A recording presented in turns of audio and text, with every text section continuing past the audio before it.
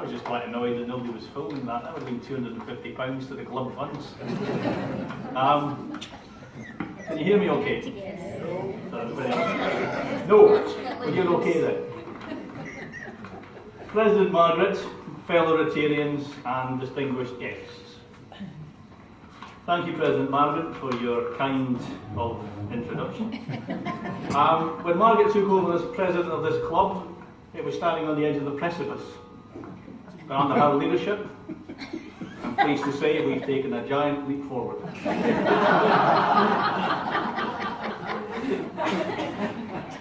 I still remember my first visit to Eastwood Rotary.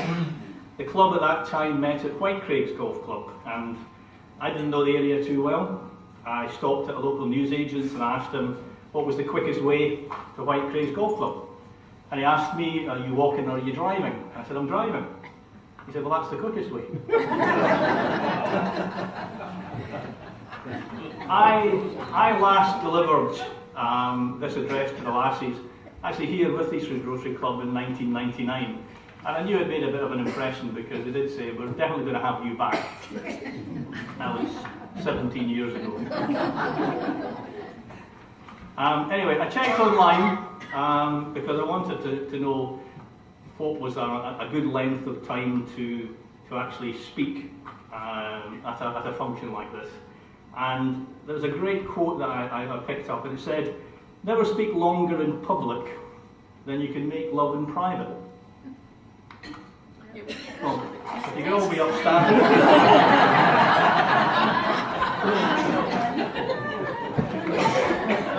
No, actually, I'll be speaking most of this evening. Maybe into the early morning. Who knows? Okay, you're lucky I'm here actually. I did have a better offer. I should have been speaking at East Renfrew Council Burn Supper, but the office wouldn't let me off for the time it would take to get to Hawaii and back. So. And I didn't actually think I would be able to even speak tonight because I was stoned last night. And that'll teach me to drive slowly through Barnhead at closing time. We have the Barnhead team in tonight, excellent. Barhead, where means we're sharing a taxi, means I'll take the engine, you can have the body and tyres. And of course Angela from Paisley. And Angela tells me that Paisley people actually have timeshares in Barhead. Now seriously, I did, this was actually a joke for Rob, who normally would be filming this. And I was going to say to Rob, you know, if you go to the Barhead, take your camera, because you'll see things there you'll never see again, like your camera.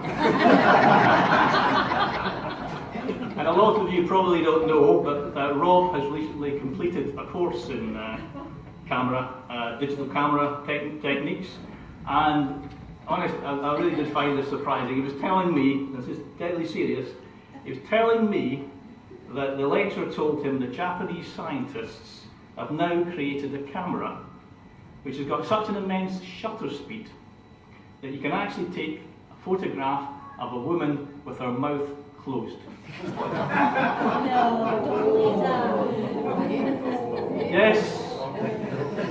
Yes, this is the toast to the lassies. And yes, that is an example of what a lassie should expect. It's a toast full of patronising put-downs and misogynistic comments. And for those of you unfamiliar with that word, patronising means to talk down to. All of which flies in the face of the man that was Robert Burns, because when it came to the lassies, he was neither a patroniser nor a misogynist. As he said so eloquently about the lassies, we sleek it. No, he was very flattering. The wisest man the world there saw, he dearly loved the lassies of it. And yet, while Burns professed to understand women, I would be surprised if the vast majority of the gentlemen in this room would say bafflement is a better description of our relationship with the ladies. Take conversation. Why do we even try? Let's take examples. We're sitting watching a TV quiz show. She suddenly turns to you and she asks, "What's a metaphor?" So you say, "My life's a train wreck." And she said, "Yeah, but what's a metaphor?" And let me appeal to the lasses on behalf of all men, because the best thing is don't ask us questions, okay? Because if it's quiet and you ask, "What are you thinking about?" the true answer is, "I'm just thinking how quiet and peaceful it was just then." But they want to talk. And apparently when your wife asks, "Do you think I can go out in this dress?" having a quick look out the window and saying, "Yeah, I think it's dark enough now," is not a good answer. Because we men know that if we are asked a question to which we truly do not know the answer, that in no way whatsoever means that we won't come up with the worst possible answer to that question. That's what we do. And many, what we'll call them relationship therapists, they'll tell us that there are ways that we can avoid these altercations and fix our relationship, very simple ways. Things will improve if we men face up to the challenge known as the 3 little words. Those 3 magical little words which we just have to use more often. So we should practice this, men. Let's repeat after me. I don't know. And you know, men, it's really not a fair or balanced relationship. You know, if the man has a question, the woman doesn't know or want to answer, they just have to say, "I've already told you." And we have no idea if they're telling the truth or not. Any conversation with a woman will usually put you on dangerous ground. If any of we men do happen to stay out a bit late, a bit later than usual, rolling at 2 in the morning, well, isn't it nice that the women folk have made the effort to wait up for us, to give us the opportunity for more conversation? One of our members, I'll not name him, rolled in late to find his wife demanding, "I want the truth and an explanation." To which his jokey, "Well, you can't have both," went down quite badly. And when she then asked, "And why are you home half drunk?" "Because I ran out of money." Equally bad answer. So although Burns could write some very sentimental lines about women, "The sweetest hours that I e'er spend are spent among the lasses o'," he could also brilliantly illustrate the angry, grumpy side of women. Because we men do occasionally notice that our women folk can be a bit moody. You remember Kate and Tam O'Shanter, our sullen, sullen dame, gathering her brows like gathering storm, nursing her wrath to keep it warm. Yes, they can get quite grumpy, and that's another mystery that we just have to cope with. We tiptoe through this menopausal cycle, then find ourselves rushing furiously through the heat wave years, and then praying that normality will return. And meantime, anything can suddenly become stressful. Christmas can be stressful. Ordering presents, worrying when they'll arrive. Our lasses get all worried about that and grumpy, and woe betide anyone who upsets them. The poor parcel delivery guy came to our door just over Christmas. Heather answered the door. "What?" I have a parcel for your neighbour." "Well, you're at the wrong house." My attempt to lighten the mood over Christmas backfired. I secretly swapped out our bed for a trampoline. Honest. And the roof. Then there was the Christmas when the boiler packed in a couple of years ago, had to be replaced. I let the plumber in, he's standing in the hall. "Where's the old boiler?" "He's in the kitchen doing the work." We all saw that one coming. That's another 24 hours in the doghouse. And talking of Christmas takes me another area ripe for disaster.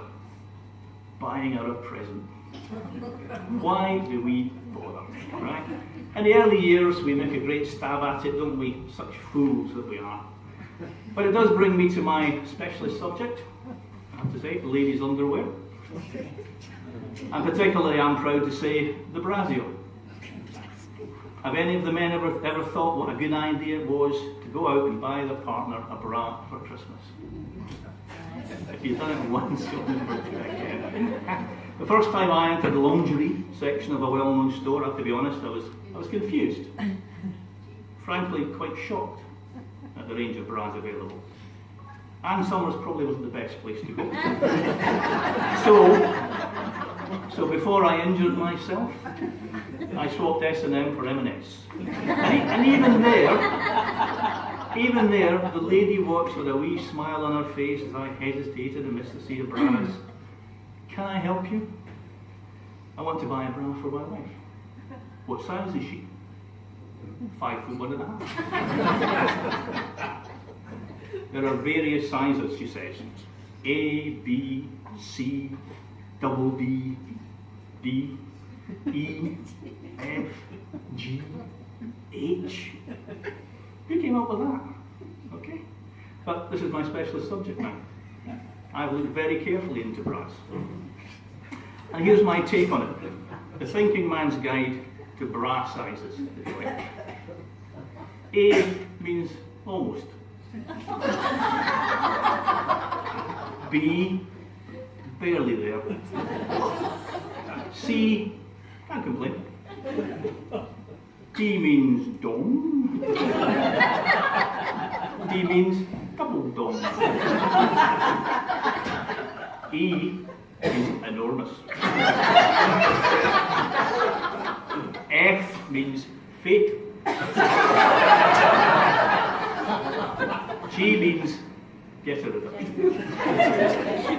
And H means help me, I've fallen over and I can't get up. However, if size isn't bad enough, this lovely lady in M&S asked me, what type of bra? Again, waving helpfully at the array of bras around me, again took pity on me, and I learned the next big secret of bras, because there are actually 4 types. There's a Catholic bra, the Salvation Army bra, the Presbyterian bra, and finally there's the Baptist bra. So which one would Sir prefer? Totally confused now, I had to clearly ask for an explanation. Well, she said, very simple. Catholic bra supports the masses. Salvation Army bra lifts the fallen. The Presbyterian bra keeps them staunch and upright. While the Baptist bra makes mountains out of molehills.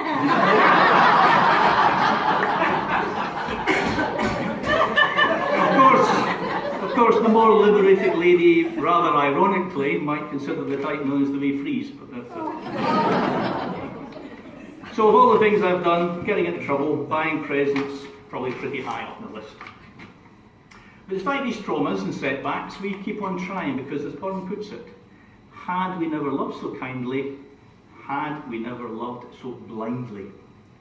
And that brings me to the other source of joy and distress in families, in weddings and marriages, children. Now, as many of you know, I'm one of 6 children, brought up in a 2-room tenement flat in Dundee.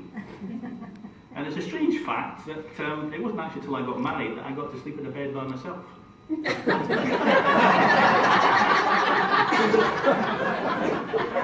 But as we're talking childish things, I mustn't forget to say a few words of welcome to Catherine Stewart, who will be replying to this toast. She tells me she had a happy childhood. Didn't have many toys, but she can remember her dad used to put her inside an old tyre and roll her down a hill. They were good years. And I'm sure she's already noted down what Burns might have said of me. I'm a skellum, a blaring, blustering, drunken bellum. That frae November till October, in market day there was nae sober. Which brings me very neatly to Catherine's husband, Jim. A banker. Brought up on the 3 R's. Rangers and Rangers reserves. A big footy fan, and I know they say football is a game of two halves, but not for Jim it's not. At least 6 pints. Right? He's a big pub quiz fan as well. Sadly lost out tiebreaker in a recent pub quiz. The question was, where do women have the curliest hair? Apparently the answer should have been Fiji.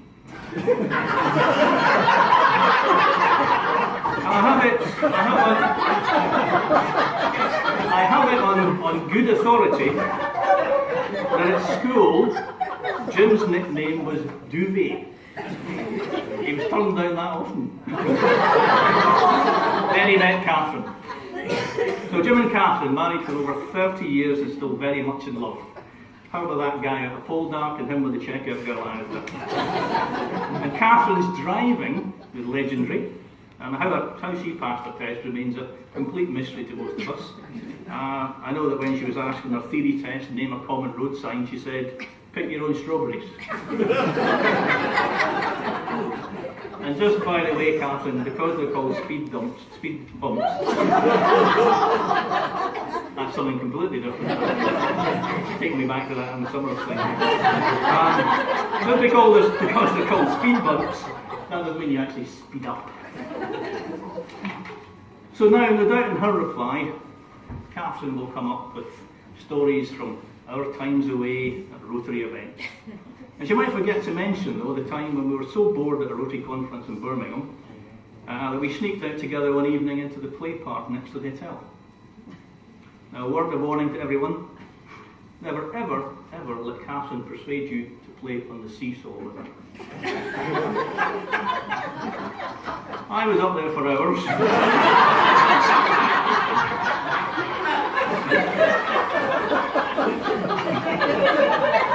And if that ice cream van hadn't come along, I don't know if I never got back to the Anyway, so some final comparisons between the lads and the lassies. Not the obvious references. I mean, look how beautiful you all look. How well turned out when you compare to the chaps, although we're matching you for dresses. I mean the subtle things. So, while a successful man is someone who can earn more money than his wife can spend, a successful woman is one who can find such a man. Men, we believe we can have the last word in arguments, but actually women have the last word. So anything the man says after that is the beginning of the next argument. Take my own wife. Recently asked, what was it she most liked about me? My firm, trim body or my intellect? No, your sense of humour, she said. But I can say with some authority that Heather's special subject, and that of most women, is the children. A woman knows all about her children, their best friends, dental appointments, the clubs they attend, what they like to eat, what they dislike, their secret fears, their hopes, the dreams. A man is vaguely aware of some short people who live in the house. Everything I've said is, of course, purely for entertainment. I mean none of it, obviously. I can also say, as we look forward to the response, that at Eastwood Rotary's Fun Supper, we've never had anything from the lassies but a top-rate reply. And I'm sure that's what we get tonight. Anything but a top-rate. So let me end on a conciliatory note, as a pathetic attempt to head off Catherine. As Burns said of all our wonderful lassies, all nature swears the lovely dears, her noblest work she classes o', her prentice hand she tried on man, and then she made the lassies go. Gentlemen, could ask all of the men in the room to be upstanding. Toast is the lassies. The lassies. The lassies. Thank you.